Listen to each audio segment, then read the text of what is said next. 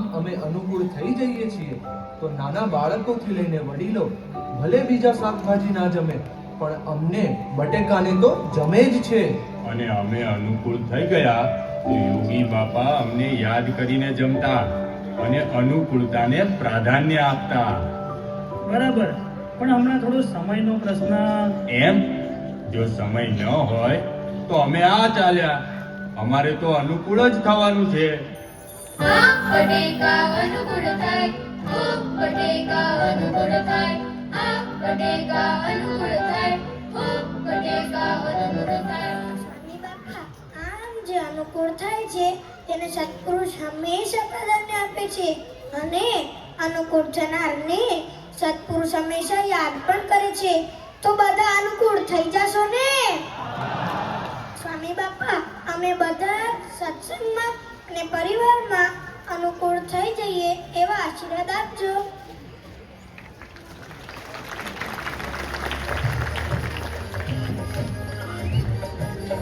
હવે નેક્સ્ટ પ્રશ્ન આધારિત છે આપણા ગુરુ હરિ પ્રમુખ સ્વામી મહારાજના જીવન પર.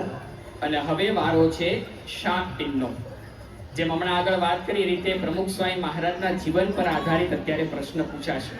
આમ તો અહીં બેઠેલા મોટા ભાગના હરિભક્તો પ્રમુખ સ્વામી મહારાજનું જીવન ચરિત્રનું વાંચન કરે છે, પણ જ્યારે જ્યારે આપણે વાંચન કરીએ છીએ ત્યારે એ પ્રસંગની સ્મૃતિ કરીએ છીએ કે કેમ, એ પ્રસંગનું મનન કરીએ છીએ કે કેમ, એ આપણને અહીં જે વિશેષ પ્રશ્ન આવે છે એ પ્રશ્નનો જવાબ આવડે છે કે નહીં તેના આધારે વિશેષ ખ્યાલ આવશે.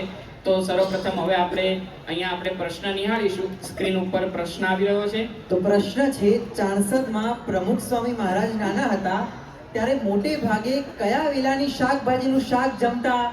તો ચાણસદમાં જ્યારે પ્રમુખ સ્વામી મહારાજ વિરાજમાન હતા શાંતિ ભગત તરીકે, ત્યારે તેમના ઘરે એક વેલો હતો અને વેલા ઉપર શાકભાજી ઉગતું. તો સીઝન દરમિયાન શાંતિ ભગત મોટે ભાગે તે શાક જમતા. એ કયું શાક હતું એ આપે જણાવવાનું છે. એટલે એના ઓપ્શન અત્યારે સ્ક્રીન ઉપર આપણી સમક્ષ આવી રહ્યા છે. સર્વપ્રથમ ઓપ્શન આવે છે તુરિયા, ઓપ્શન એ છે તુરિયા, ઓપ્શન બી છે ગલકા, ઓપ્શન સી છે ટિંડોળા અને ઓપ્શન ડી છે દૂધી. તો ચાર ઓપ્શન અત્યારે આપણને સ્ક્રીન ઉપર જોવા મળ્યા છે. જે હરિભક્તોને લાગતું હોય કે આ જવાબ સાચો છે પોતાનો હાથ ઊંચો કરશે. 5 કિલો પોઈન્ટ્સ આપણે પ્રાપ્ત કરવાના છે. એટલે એવું ન થાય કે ભાજી ટીમને 10 કિલો પોઈન્ટ્સ જતા રહે. એટલા માટે આપણે બધાએ ખટકો રાખીને સાચો જવાબ આપવાનો છે. એક ચાન્સ મળશે. તો શાકભાજીની આ ટીમ છે, એમાંથી શાક ટીમમાંથી અત્યારે કોને સાચો જવાબ આવડે છે? જેને આવડતો હોય પોતાનો હાથ ઊંચો કરશે. યસ, આ બાજુ ખુરશીમાં કાકા બિરાજમાન છે, તેમને આપણે જવાબ આપવાનું કહીશું. ટિંડોળા, એમનો જવાબ છે ટિંડોળા. તો હર્ષભાઈ તેઓએ ટિંડોળા જવાબ આપ્યો છે. એકદમ સાચો જવાબ છે ટિંડોળા અને ટીમ શાકને મળે છે 5 કિલો પોઈન્ટ્સ. સ્વામી બાપા, નાનપણમાં જ્યારે પ્રમુખ સ્વામી મહારાજ એટલે કે શાંતિ ભગત ચાણસદમાં હતા ત્યારે તેઓના ઘરે એક વેલો ઉગતો અને ટિંડોળાનો વેલો ઉગતો. અને 4 માસ દરમિયાન સિઝનની અંદર સ્વામી પોતે મોટે ભાગે ટિંડોળા આરોગતા. અને સાથે સાથે પ્રમુખ સ્વામી મહારાજના જીવનની અંદર એવું પણ જોવા મળે છે, આબુ, મોરેશિયસ, મહેસાણા વગેરે સ્થાનોની અંદર વિશેષ દિવસોની અંદર પણ સ્વામીએ પાપડી ફોલી છે.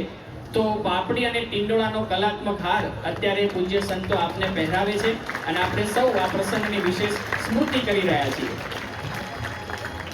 સ્વામી બાપા, જેમ પ્રમુખ સ્વામી મહારાજ ગમે તેવા મોટા પ્રસંગે પણ નમ્ર રહી સેવા કરતા, તેમ અમે પણ દરેક પરિસ્થિતિમાં નમ્ર રહી શકીએ તેવા આશીર્વાદ આપજો.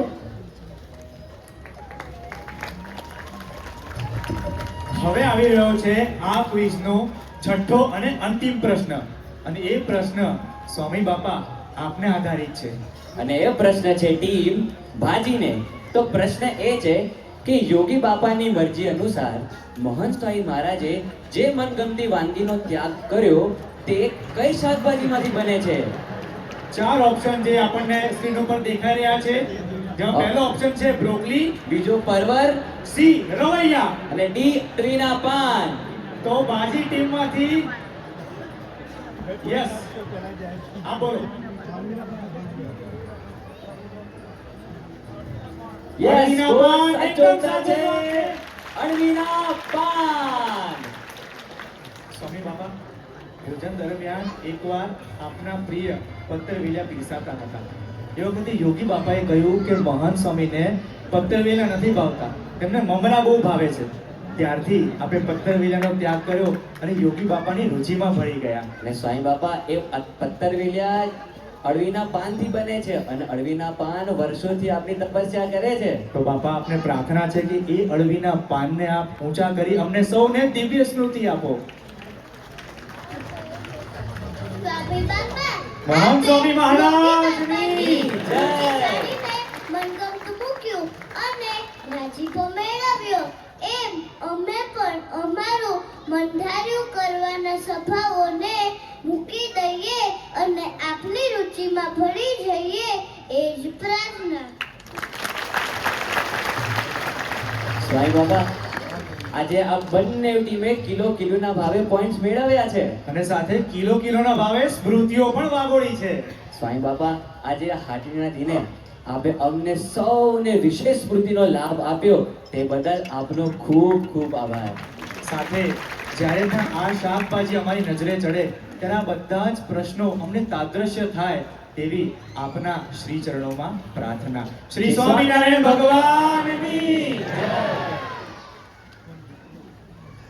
આવા જ વિશિષ્ટ પ્રસંગો સાંભળવા માટે કૃપા કરીને લાઈક કરો, તમારા વિચારો કમેન્ટમાં શેર કરો અને અમારી ચેનલને સબસ્ક્રાઇબ કરવાનું ભૂલશો નહીં.